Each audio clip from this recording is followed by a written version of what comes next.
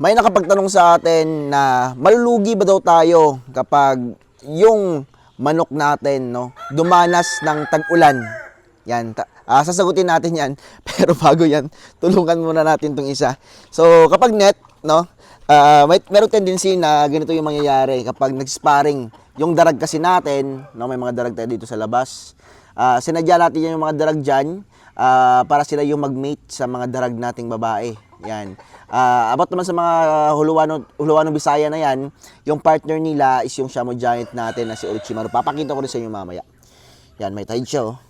Yan, naputol na po itong tide niya. Naputulan na po natin, pero tumubo na naman after ilang months. So, may mga case ng ganito. Yan, alisin lang natin. Yan, mahirap, 1 hand lang tayo. Yan. Yan.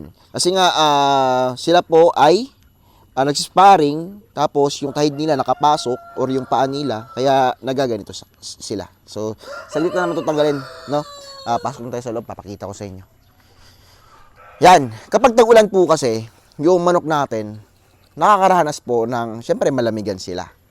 Kapag sila po yung nalamigan, malaki yung chance na sila po ay hihina sa pag-itlog or madidelay yung pangingitlog nila. Yan. Napapansin nyo po sa mga poultries or mga layers. Yan, sa mga layers. Yan. Yung mga layers po, meron po yung mga artificial na mga ilaw. Yan, kasi nga, yung purpose nila ay para may mag-produce pa rin ng artificial na init doon sa manok nila kahit masama yung panahon. Kaya, sila po yung nagbibigay ng pailaw. Yan. So, dito sa atin, free range tayo at hindi ako gumagamit ng ganon. Pero okay lang. Yan. Kasi nga, bumabawi naman ako sa feeds, vitamins, at gamot. Yung importante lang dito sa mga manok natin ay hindi sila mabasa sa ulan. Kung palaging binabagyo yung lugar nyo, kailangan nyo ng yung medyo tabon siya. May parang mga kalakat, kumbaga, or nepa. Yan, yun yung ilagay natin sa gilid. Napaka-importante po nun. Yan, para hindi po sila maambunan. Yan, kapag nabasa kasi yung manok, masistress sila and pwede silang magkasakit. Yan, kasi nga, yung bakterya ay present sa katawan ng manok natin. And kapag humina yung immune system nila, dun dadami yung bakterya. So, dapat tayo din po ay magbigay ng mga paunahing gamot, yan, para ma-lesser natin. Mas okay na yung prevention, mas ma-lesser natin yung bakterya. Mas maganda pa nga na unahan natin yung sakit, bago na lumala. Yan, or kung nagkasakit mo yung manok nyo, dahil nga, alam ko naman sa iba, sobrang busy din po.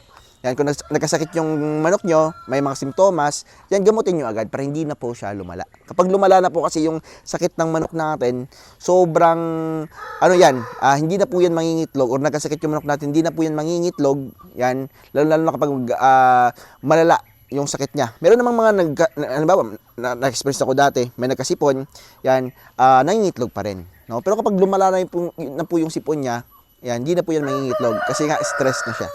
At hindi na po siya magpapamate sa mga lalaki natin. Kung mangingitlog man siya, hindi na po siya fertile. So, dapat talaga, i-check natin mabuti yung ating mga alagang manok. Itong kinainan nila, yan, malakas yung ulan kanina, pero yung kinainan nila, hindi po basa. Yan. Goods po yan. Yung ibang manok naman natin, ay kapag tapos na po yung ulan, yan, gagala na po sila. Yan. Kasi nga naka-free range tayo. Mas okay ako sa itong setup, itong free range. Yan. Alam niyo ba kung bakit? Kasi gusto ng manok natin na nakagagala-gala. Kung ikukumpara sa kulungan. Papakita ko rin sa inyo yung mga nasa kulungan natin. Yan. So, tulungan muna natin to. Yan. Ikaw talaga naghahanap ka ng problema, ha? Yan, tuloy. Yan. Or mamahan natin sa tulungan. Parang 2 hands kasi yung kailangan niya. Yan. Yan, mahirap, ha? Papahirapan mo ako. Yan. Maya natin siya tulungan. Hindi naman yung maano kasi nga bago lang naman yan. So dito, every 2 hours or every hour nag-check ako dito sa mga manok natin. Ito bago lang to. Yan. No problem yan kapag ganyan. Nagharap talaga siya ng problema niyo. Yan. Dito tayo sa kabila muna. Kailangan kasi ng 2 hands. Pero okay lang yan. Ito yung mga darag natin. So ito native to sa Pilipinas. Yan, ito yung mga may dugong ihalas. So, kung di ako nagkakamali, ihalas din po to. Ginawa lang domesticated na manok. At ito yung kinalabasan, drag chicken. Yan, no? Dito tayo sa istorya muna, nakakulong, naka-cage. Yan. So, ito naman, itong manok natin, na naka-cage. Yan. So, itong ganitong setup, napapansin ko dito, hindi lang din masyadong, masaya yung mga manok natin kasi nakukulong sila. Pero yung itlog nila patuloy din, no? Hindi sila nababasa dito, mas lesser din po yung sakit. Yan. Pero kapag maulan kasi, kahit hindi nababasa yung manok natin, pero kapag malamig, malaki yung chance na sila din po ay magkaroon ng sipon or sakit. Yan, no? Kapag maulan din po, merong prone sila sa malaria.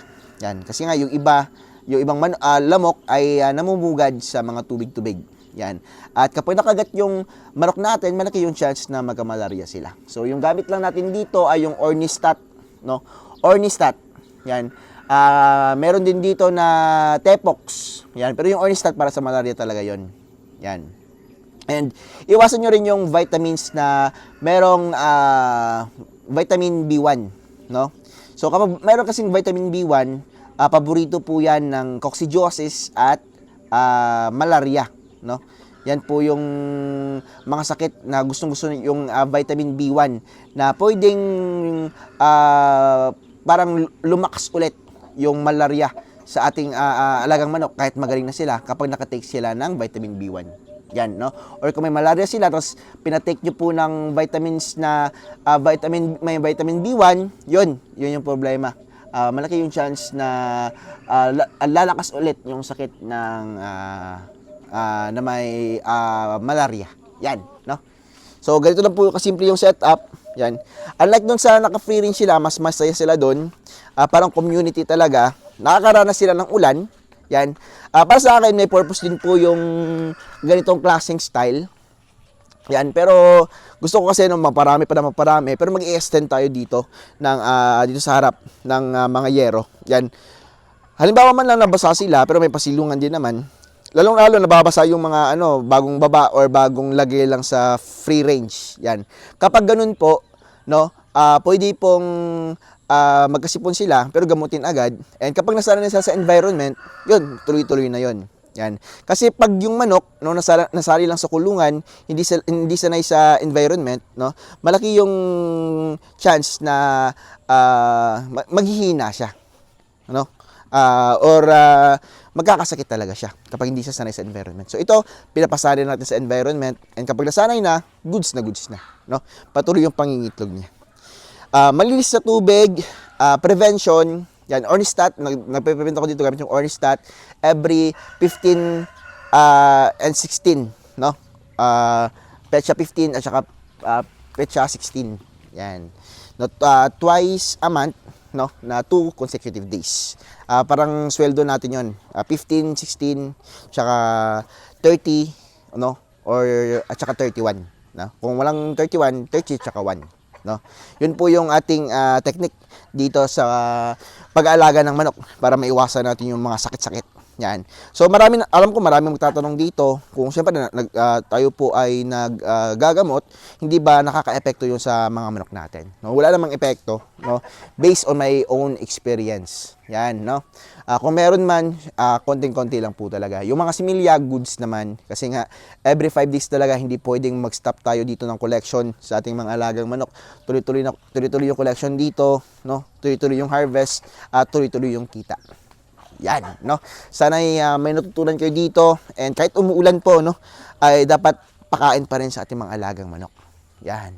Yan, malinis na tubig. Kahit may stagnant water yan, okay lang yan basta merong malinis na tubig. Kapag meron pong ganon, tuloy-tuloy po yung ating kitaan, no? Kung meron merong mga problema sa pangingitlog, konting-konti lang, no? Kasi hindi talaga may iwasan na merong mga times or days na masama yung panahon at hindi po natin makokontrol yan. Kaya prevention lang tayo. Yan. Yun yung sagot. Yan. Kaya sana nasagot ko po yung katanungan na mahirap bang alagaan, no? Or malulugi ba tayo sa manok kapag umuulan, no? Ang sagot ko doon, malaki pa rin yung kita. Yan, no? Basta't alam natin na quality yung manok natin, no? Maganda at syempre papasa sa market sa mga tao.